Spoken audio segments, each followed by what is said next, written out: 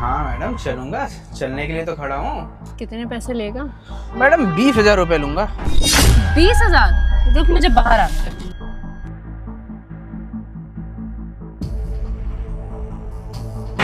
एक बात बता, तुझे नहीं लगता कि तू 20,000 बहुत ज्यादा मांग रहा है? देखिए मैडम, मैं लेता तो और भी ज्यादा हूँ, बट आपको देख के ना मेरी नीयत थोड़ी सी फिसल गई, तो मैंने 20,000 में डन कर दिया।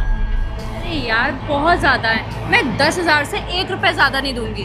क्या मैडम, इतनी अच्छी गाड़ी से आए हो आप, 10,000 रुपए के लिए झिक कर रहे हो? अरे अच्छा थोड़ी लगता है। कि मेरी गाड़ी थोड़ी अच्छी है और मैं अच्छे घर से लगती भी हूँ और हूँ भी, लेकिन इसका मतलब ये नहीं कि तेरा मुंह मांगा दाम मैं दूंगी। तेरी ना कीमत 10,000 से 1 रुपए ऊपर नहीं है, तो मुझसे ना फालतू की बार्गेनिंग मत कर। देखिए मैडम, सर्विस में ना कोई कमी नहीं आएगी, और एक बारी जो मैं डिसीजन ले लेता हूँ ना, उससे तो मैं पीछे नहीं हटता हूँ। देखिए बहुत सारे कस्टमर आते हैं, मेरा ना इंतजार करते हैं यहाँ बहुत सारे कस्टमर की, रवि आएगा रवि आएगा। वो तो आपकी किस्मत अच्छी है कि जो आप पहली बार में हमें मिल गए। अरे रवि आता होगा, उसकी तो मैं कहाँ ही बुराई कर रही हूँ, मैंने भी तो तुझे ही चूज किया है। लेकिन एक बात सोच, मुझे देख, मेरे साथ ना लड़के चले जाएंगे तो उनको पता नहीं क्या ही जन्नत नसीब हो जाएगी, और तू मुझसे नखरे कर रहा है। देख भाई, 10,000 ले और चीजें सीधे चल मेरे साथ, तेरे भी मजे और मेरे भी मजे। देखिए मैडम, आप लग तो रहे हो अच्छी फैमिली से, क्या मैडम पैसे की, वैसे भी मैम आपको पता है ना, एक दिन में ना 50,000 रुपये कमाता हूँ। ये पैसे का रोब हमको मत दिखाइए। 20,000 रुपये देना तो चलिए, वरना आप दूसरे कस्टमर देखिए। 20,000? अच्छा एक काम कर, 15 में चल, ठीक है? बस 1 घंटे 2 घंटे का ही काम है, कौन सा मैं तुझे पूरे दिन के लिए ले जा रही हूँ। ये भी बात है, ठीक है मैडम, 15 में डन रखते हैं। लेकिन हाँ, सर्विस में कोई कमी नहीं आएगी आपको। अरे शिकायत का मैं मौका देता ही नहीं हूँ मैडम। और हाँ, एक काम करते हैं, जल्दी से गाड़ी में बैठ, घर भी जाना है। बिल्कुल, आप आइए, पहले हम आपको बैठाते हैं। चले मैडम?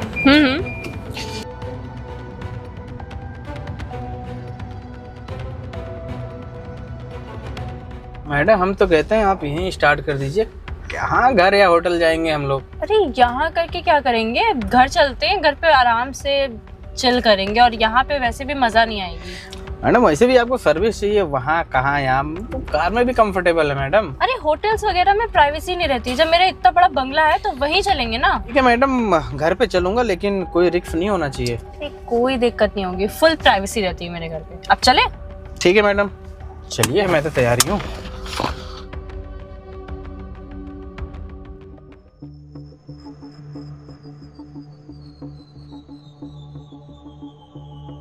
अरे मैम साहब, घर तो आपका काफी बड़ा है पूरा। अभी तो मैं कह रही थी घर मेरा अच्छा है, और एक काम कर, अंदर चल और धीरे बोल, समझ में आ रहा है? किसी ने सुन लिया ना तो दिक्कत होगी। देखिए मैम साहब, हमको कुछ तो नहीं होगा ना?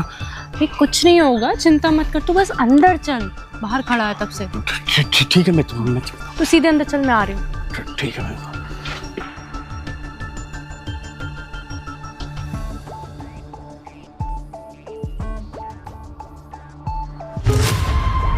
भाभी किसको लेके आए हैं? इनका ना हमेशा का हो गया है, हर हफ्ते में एक नया लड़का चाहिए इनको ना अपने पास बुलाता हूँ।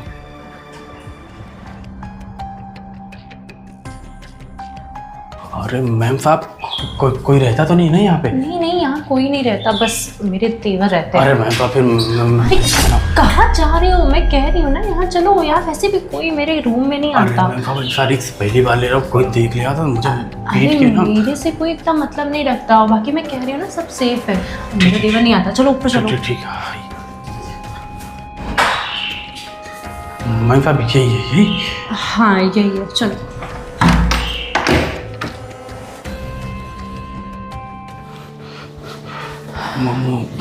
मैम साहब, घर तो काफी आपका सुंदर बड़ा भी है। घर तो सुंदर है, पैसे खर्च किए, अब इतने पैसे हैं, मैंने सोचा कि घर ऐसा बनवाऊं ना कि जो आए बस देखता रह जाए। नहीं मैम साहब, घर तो बहुत सुंदर है आपका, लेकिन मैम साहब बात बताइए, यहाँ कोई आता जाता तो नहीं है ना?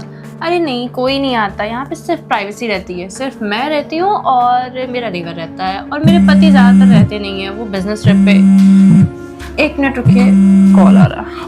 मैम साहब, किसका कॉल है? अरे मेरे देवर का। मैम साहब, मुझे खिड़की से बाहर कर अरे पागल हो गया है ना, मैं कह रही हूँ कुछ नहीं होगा, मुझसे ज्यादा तो तू डर रहा है। रुक, यहीं पे चुप रह। हेलो हाँ, इस समय? अच्छा ठीक है, मैं आ रही हूँ। मैम साहब क्या हो गया? देखिए मैम साहब, मैं ना ये रिक्स पहली बार लिया हूँ। ऐसे मैं किसी के घर जाता नहीं। अब मैम साहब मैं पकड़ जाऊंगा तो मेरा धंधा पानी सब चौपट हो जाएगा। कुछ नहीं होगा, कुछ नहीं होगा। मेरा देवर है ना, मुझसे कुछ बात करनी होगी, मैं बात करके आती हूँ। तुम यही रहना, कहीं जाने की कोशिश मत करना। समझ में आ रहा है? ठीक है मैम साहब। बेटा रवि आज कहाँ फंस गया साला, पता नहीं किसका सुबह सुबह मुंह देख लिया है। बताओ, उसका देवर है, कोई देख लिया तो पकड़ जाएगा, मेरा धंधा पानी चौपट हो जाएगा। हाँ देवर जी बताइए, इतनी अर्जेंसी में क्यों बुलाया? ये बताइए, ये आपके साथ में लड़का कौन था? मेरा फ्रेंड है। फ्रेंड है तो घर में लाने की क्या ज़रूरत है? मतलब भैया बाहर हैं तो आप कुछ भी करेंगी? तो क्या मैं फ्रेंड भी नहीं ला सकती अपना घर में? मेरा घर भी तो है ये। माना कि भाभी ये आपका घर है, लेकिन आपको नहीं पता कि समाज के लोग क्या ही बोलेंगे कि ये लड़की ना देखो हर हफ्ते कोई एक नया लड़का लाती है। देखिए, मैं समाज के हिसाब से नहीं चल सकती।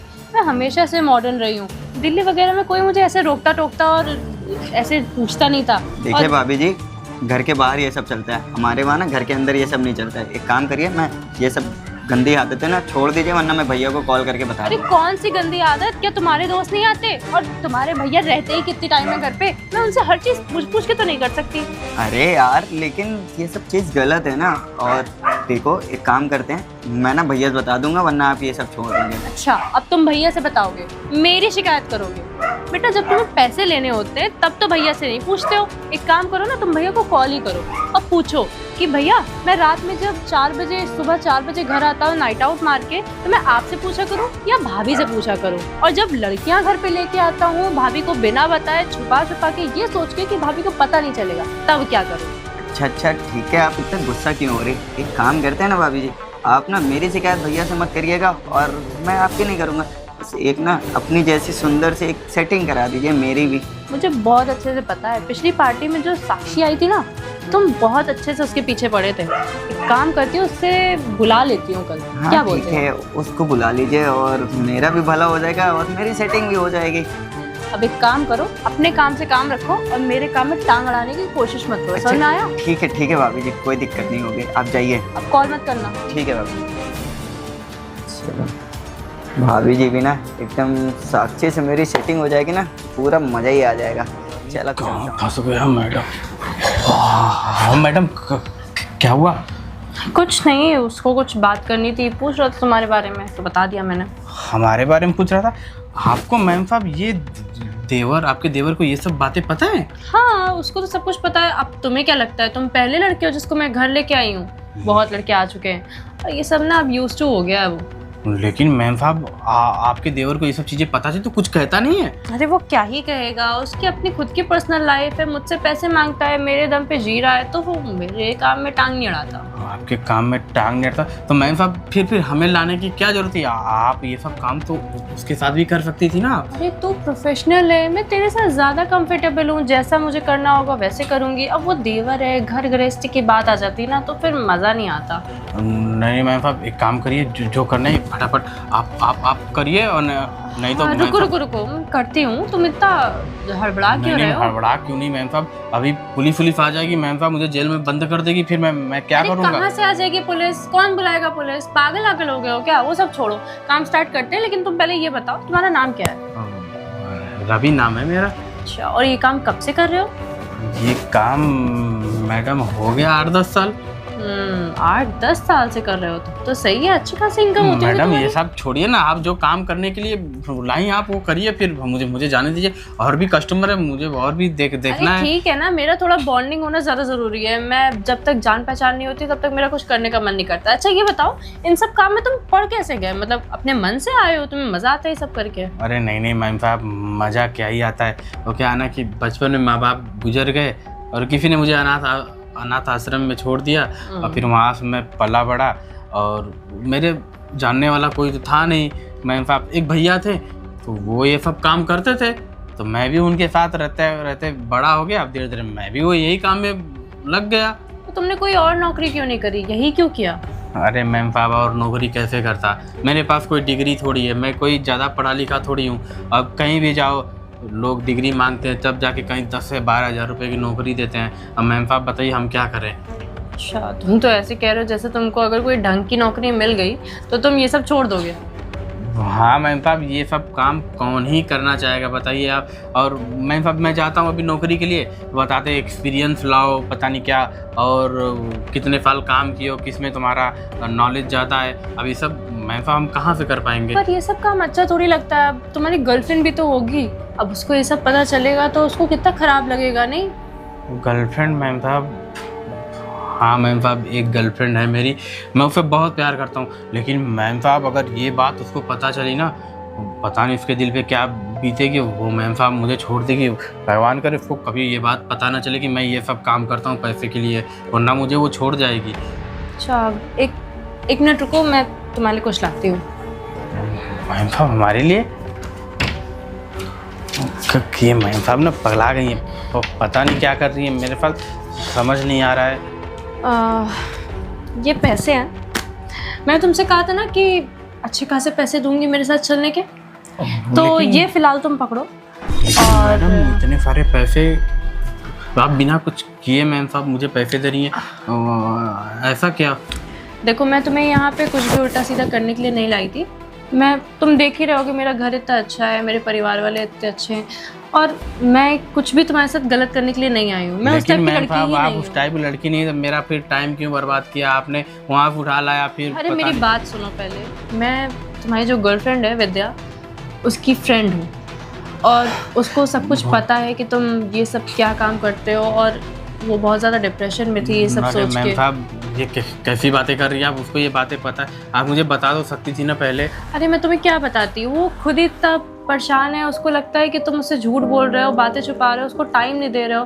अरे तुम उसको एक बार बताते तो सही, वो समझती तुम्हारी बात, तुम उससे शादी करना चाहते हो और तुम ऐसी बातें छुपा रहे हो उससे, अच्छा थोड़ी लगता है। इसलिए उसी ने मुझे भेजा था तुम्हारे पास कि मैं तुमसे बात करूं, तुम्हारी बात समझने की कोशिश करूं, तुम ये सब क्यों कर रहे हो, और अगर ये सब तुम्हारी मजबूरी है तो मैं तुम्हें किसी तरह की कोई जॉब ऑफर कर सकूं। तो मैं इसीलिए तुम्हें यहाँ लाई थी। एक मेरी कंपनी है आरके इंडस्ट्रीज़ करके, मैं उसमें तुम्हें एज अ मैनेजर हायर करना चाहती हूँ। लेकिन मैम साहब मैं पढ़ा लिखा थोड़ी हूँ कि आपके यहाँ नौकरी करूँगी, और विद्या को ये सब बातें पता है। आप ही बताइए मैम साहब, उसके घर वाले कहेंगे कि नहीं कोई सरकारी लड़का ढूंढो या फिर कोई अच्छा खासा कमाता हो। मैम साहब मैं इतना ज़्यादा कमाता भी नहीं, तो मैं कहाँ से सब कर पाऊँगा। तुम नहीं कमाते हो, लेकिन तुम्हारे पास एक्सपीरियंस है 8 से 10 साल का, तुमने बहुत चीज़ें अपनी लाइफ में मैनेज करी हैं, और एक मैनेजर के लिए यही सब चाहिए होता है कि आप क्लाइंट डीलिंग अच्छे से कर सको, आप पेरोल सही से मैनेज कर सको, और आप लोगों से काम करवा सको। और